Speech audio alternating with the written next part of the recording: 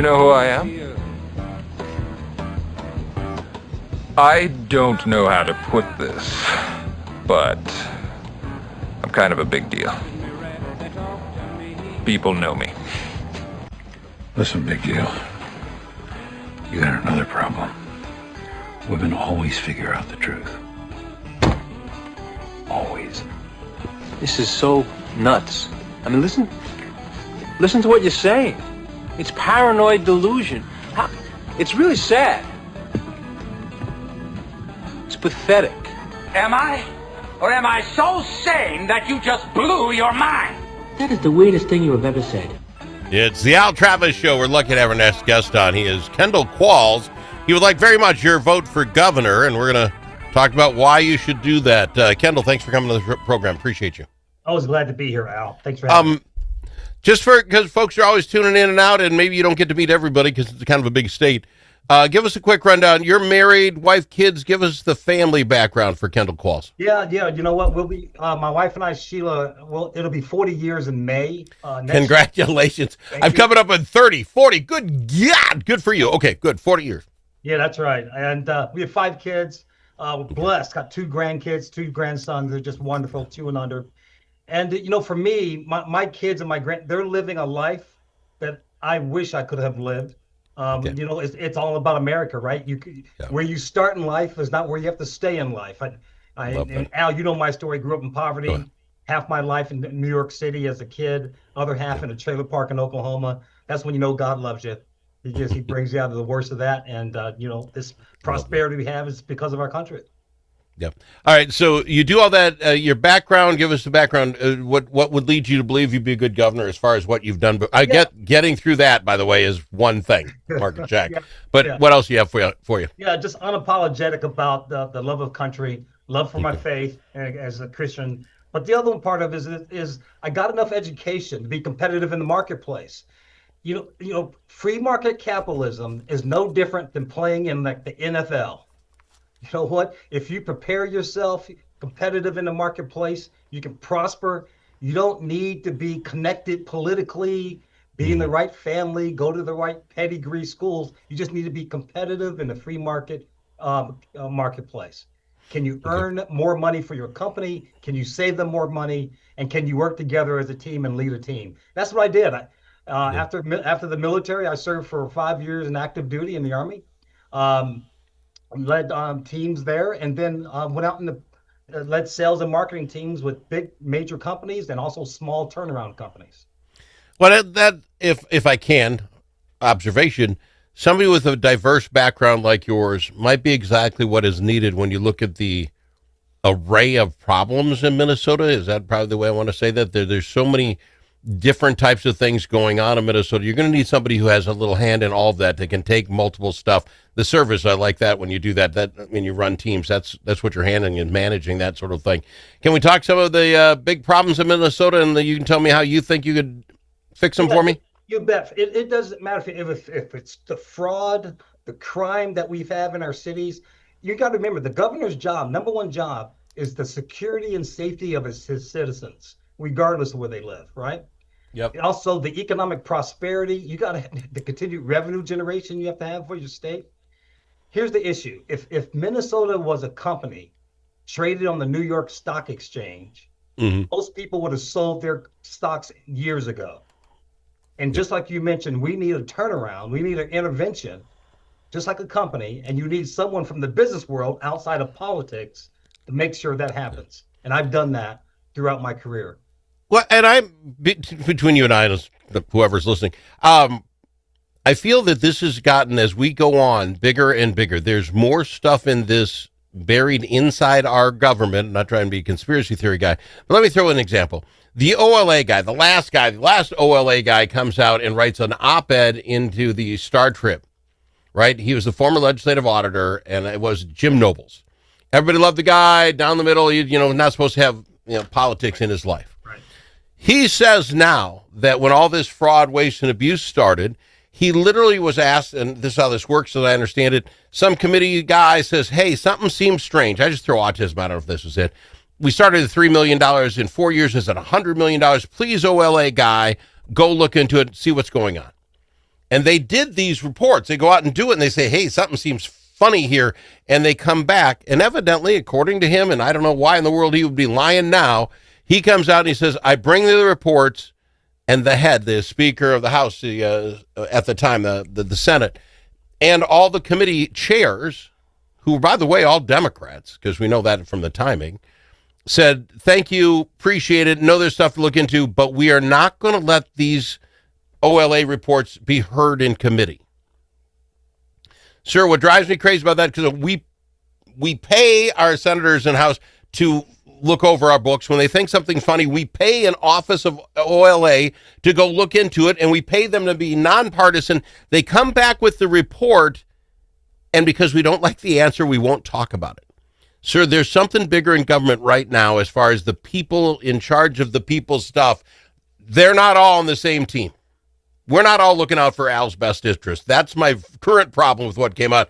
Your thoughts, and how do you fix that inside the state of Minnesota? Right. The people who work. Basically, it's called corruption, but it starts with leadership. It's leadership. We have an accountability problem, and it starts with leadership. All of this fraud and everything that's been happening in our state, not one person's been fired. As far as we know, not one nasty letter in anyone's file to their person. We don't. Yes, I agree with you. Total. This type. Al, you've been in organizations in the military, civilian, doesn't matter. Both. It's a reflection of leadership at the very top of an organization. Yeah. Once we fix that, everything else goes away. See, and that to me, and that's where I'm kind of. I guess I wanted to go with you on this. Does Kendall Qualls have the resume of people, the book of people, the people in his little black book that he can call and say, hey, Al, I need you to get in the Department of Human Services and clean this bad boy up? Do you have those people you trust that you can get in there and clean all this up? Because that's going to be your number one thing. You'll be fighting all the way down until you get the right people in each of these commissionerships. Do you have that little black book of guys in your head going, oh, we're going to come in, we're going to clean this up? We're going to model this right after just replicate what Trump has done in this 2.0 administration. Okay.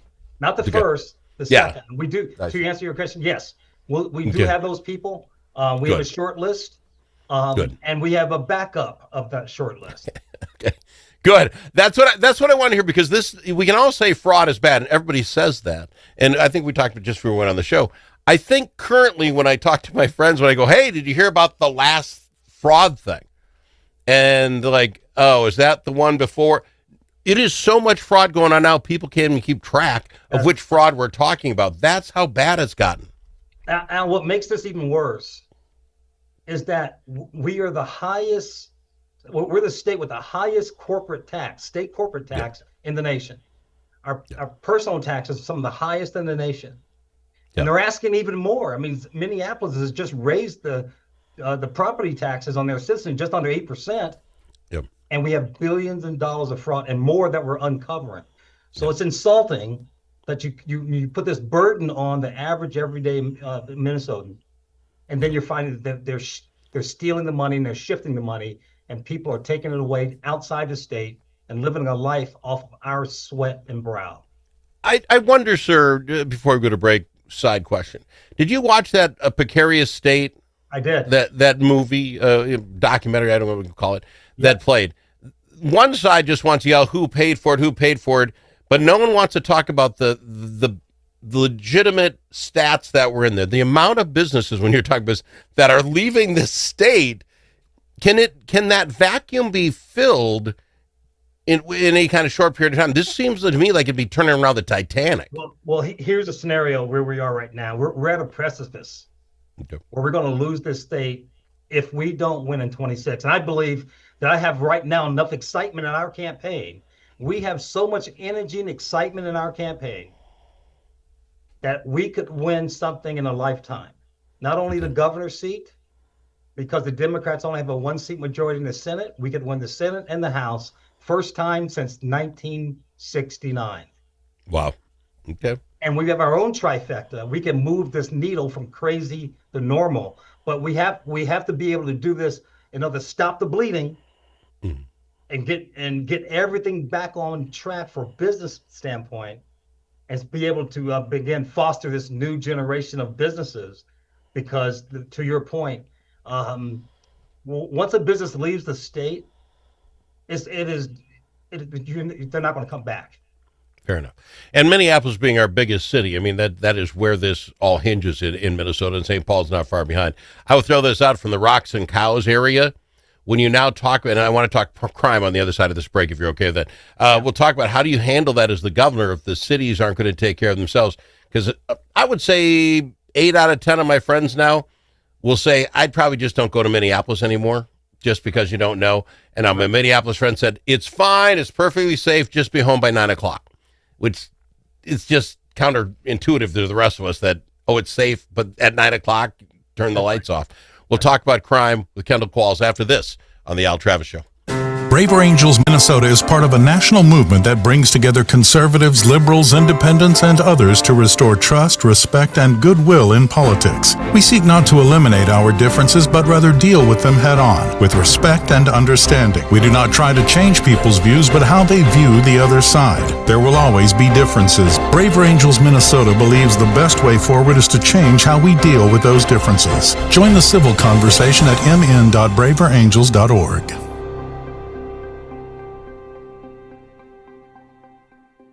You need a friend at the Capitol who knows how to get things done. And you're in luck, because that's exactly who we are, your friends at the Capitol, and we deliver results. At Momentum Advocacy, we bring decades of experience in lobbying, public affairs, and crisis communications.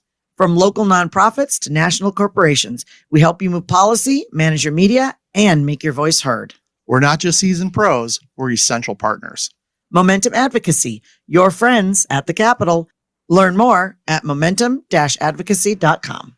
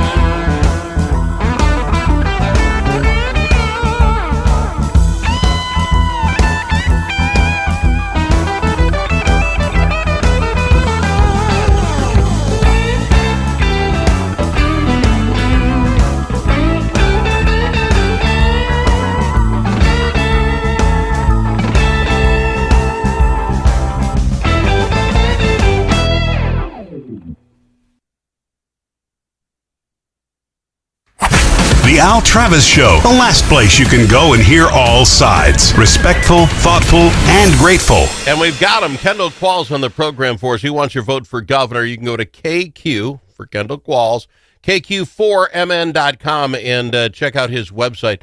Mr. Qualls, so we're talking crime. And again, I don't think Minneapolis is Chicago. I don't think Minneapolis is Washington, D.C. or some of these other places, but it's got a real crime problem. So how does a Kendall Qualls, if he's Governor Qualls, how does he fix that if the city itself seems against it? Well, the city won't do it in St. Paul or Minneapolis. Yeah. So again, the responsibility is the governor. And so we would recruit anywhere between 400 to 500 law enforcement officers, and we deploy them into the Twin Cities. Okay. That's the responsibility of the governor, of the safety of its citizens, regardless of where they live. Whether the city council wants them there or not, we would do that. We're going to get our city back. Would you be opposed as Governor Qualls if Donald Trump says, hey, I'm willing to bring troops in to help? Is that something that would scare Kendall Qualls to have that kind of help?